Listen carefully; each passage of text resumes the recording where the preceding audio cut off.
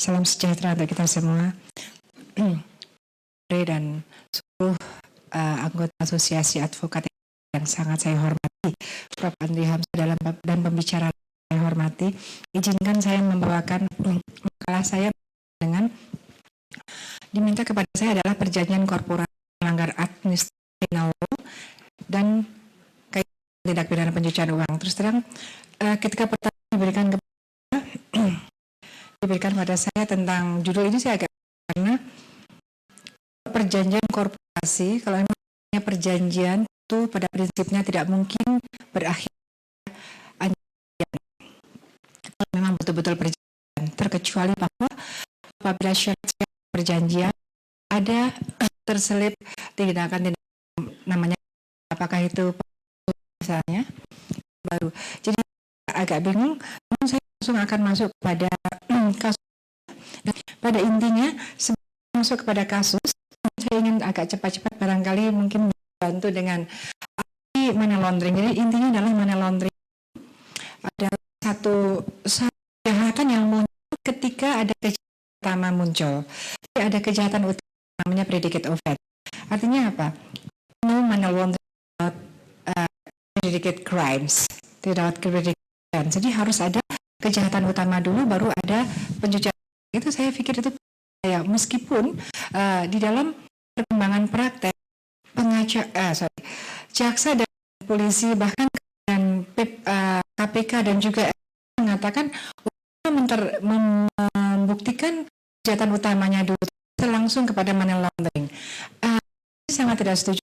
Tidak mungkin dengan adanya money laundering ada kejahatan utama dulu, kemudian dari hasil kejahatan utama itu juga financial crimes, terus kejahatan utama yang menghasilkan uang, kemudian dari hasil kejahatan yang menghasilkan uang itu ketika kejahatan ini dinikmati atau dialirkan atau dikirimkan bahkan atau apa saja atau digunakan atau buat beli pengacara, mungkin pengacara juga menurut saya iya pasal 6 sebetulnya tapi nggak ada yang berani mengenakan ini, atau misalnya mewah hasil kejahatan itu adalah pencucian uang.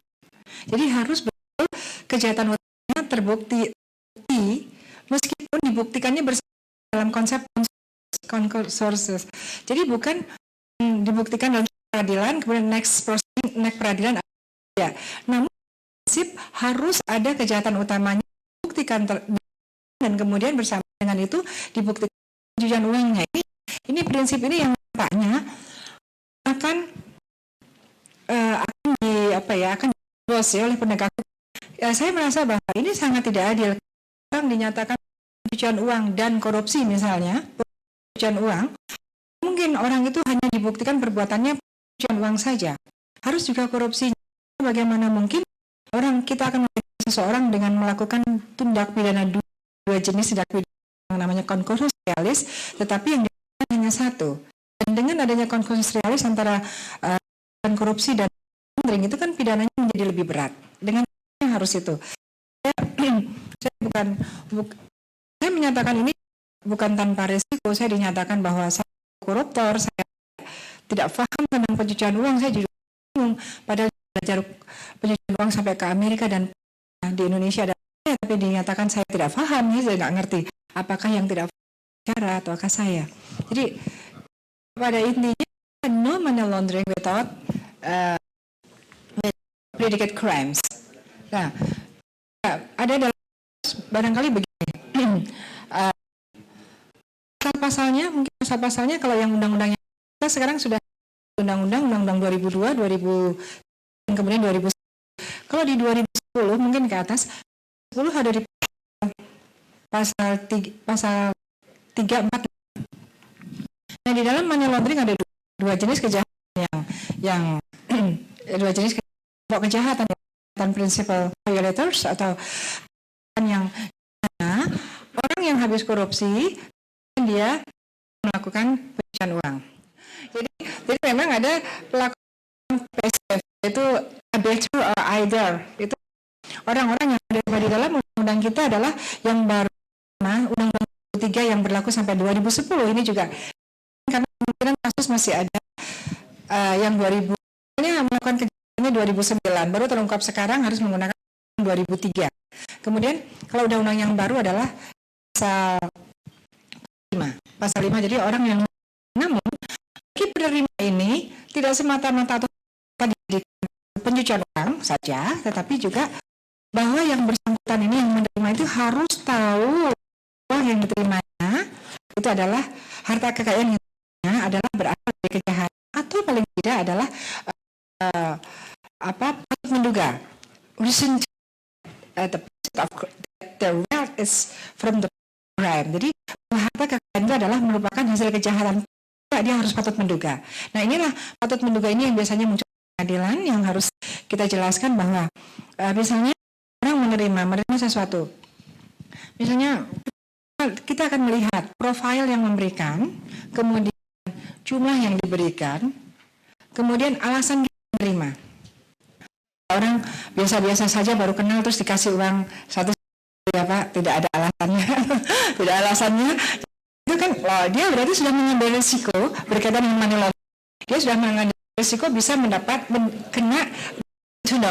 kena bahwa dia patut menduga. Kemudian di dalam proses penyelidikan kan harus dicari kejahatannya itu apa.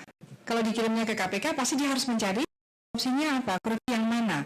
Nah, itu yang harus diketahui. Orang sedang ditangkap karena dengan 2 alat bukti yang cukup, korupsi, kemudian didapatlah money laundering-nya. Itu tidak masalah memang seperti itu. Jadi seperti itu. Kemudian, jadi nanti berkaitan pertanyaan yang diberikan kepada saya untuk kasus ini, apakah korporasi melanggar administratif penal adalah money laundering? Ya, saya pikir agak karena itu perjanjian korporat, kalau masih perjanjian tidak mungkin berakhir kepada tindak pidana. Kemudian kalau administratif penal law sebetulnya ini ada agak nggak enak, tapi kalau Pak Prof saya duluan bilang. Jadi sebetulnya kita juga salah, Indonesia ini Pak Aji ada DPR kita ini menurut saya sudah salah, karena kalau memang betul-betul masalah administrasi dan akan sanksi pidana sebagai administratif penal law, pidananya tidak boleh dari 1 tahun. Mestinya seperti itu. Memang dianggap bahwa betul-betul ini adalah pelanggaran administratif, tidak ada criminal act, tidak ada behavior as a criminal, sebetulnya seperti itu. Tetapi kita bahkan untuk narkotika administrasi penal law itu sampai pidana mati. Di sini juga ada pidana matinya. Jadi saya juga sebenarnya mengkritisi juga telekomunikasi ini ada beberapa pasal tentang administratifnya, Prof. Kalau saya lihat banyak sekali yang sebetulnya tidak ada namanya. Ini betul-betul pelanggaran administrasi, tapi bersama 4 tahun. Nah, ini juga pembuat undang-undang ini over decision. Ini berbahaya sekali untuk perkembangan ekonomi, teknologi dan lain sebagainya. Jadi takut. Jadi ini juga mungkin nanti saya teruskan kalau Pak Aziz datang, ini juga mungkin DPR ini juga perlu kritisi karena bisa harus tahu bahwa ini benar-benar administratif penal dalam artian hukum administrasi atau bahkan pelanggaran administrasi. Di sana banyak sekali pelanggaran administrasi saja yang harusnya sanksinya sekedar cabut izinnya. Atau kalau dia harus membayar ya dimintakan pembayarannya, bukan menggunakan hukum pidana. Jadi yang saya melihat bahwa dalam tindak pidana telekomunikasi, saya tidak tahu karena memang kejaksaan menggunakan pasal 2 dan pasal 3. Pasal 3 mungkin Prof. Andi yang sangat paham.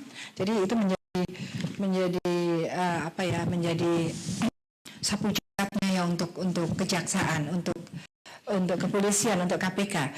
Artinya apa? Ini juga pelajaran yang bagus untuk wawasan hukum di Indonesia.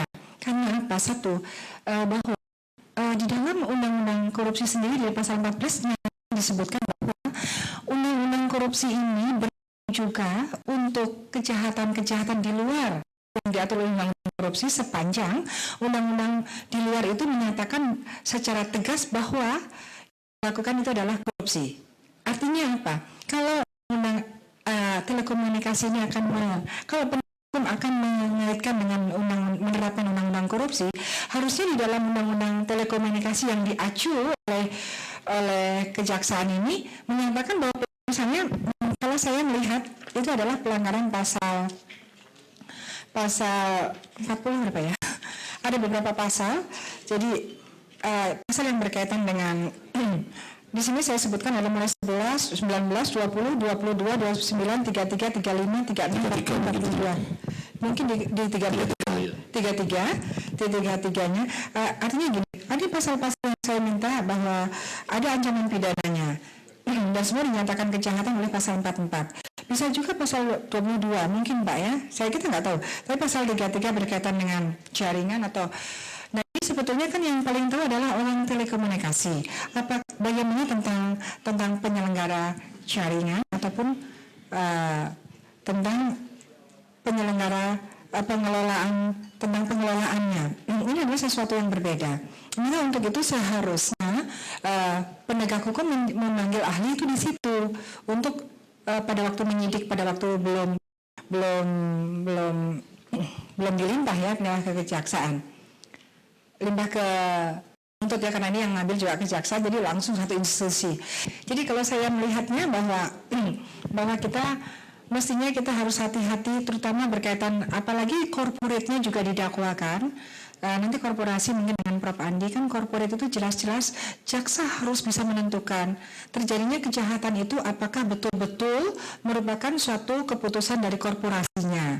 Kalau betul-betul siapa yang melakukan, apakah korporasinya dan kemudian pengurusnya juga ikut dipidana atau hanya pengurusnya saja tidak on behalf, tidak merupakan putusan korporasinya, atau memang dua-duanya mempunyai mens rea ke sana. Nah ini untuk dakwaan yang bagus itu jaksa harus menguraikan itu semua. Jadi bahwa betul, karena apa? Untuk sanksi corporate crimes itu kan harus hati-hati karena sanksinya adalah pencabutan izin, mengembalikan semua keuntungan sejak diketahui bahwa korporasi itu melakukan kejahatan, dan yang paling berat adalah menutup ya, yang ini akan berakibat pada PHK, berakibat pada kerugian yang lebih besar. Ini yang harus kita pikirkan. Jadi kalau memang masih dipidana administratif, itu alangkah anehnya kalau dia harus kena korupsi. Korupsi itu pidana berat, kejahatan berat.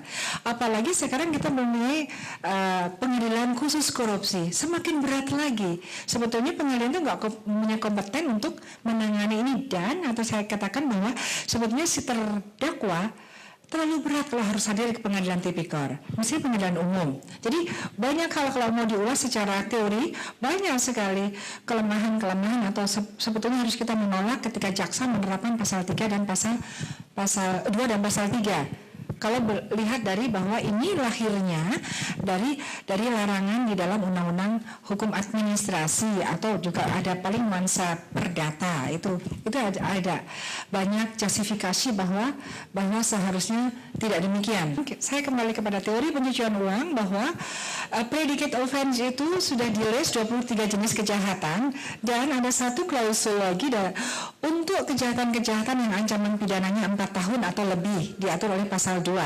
Jadi memang di dalam 23 kejahatan tidak ada namanya kejahatan telekomunikasi. Tetapi kalau kita menggunakan 4 tahun atau lebih, saya lihat pasal 33 itu adalah antara 4 tahun dan 6 tahun. Kalau menggunakan ini dan ini benar gitu. Kalau saya berpikir ini tidak benar, tidak menggunakan itu ya kena pencucian uang karena.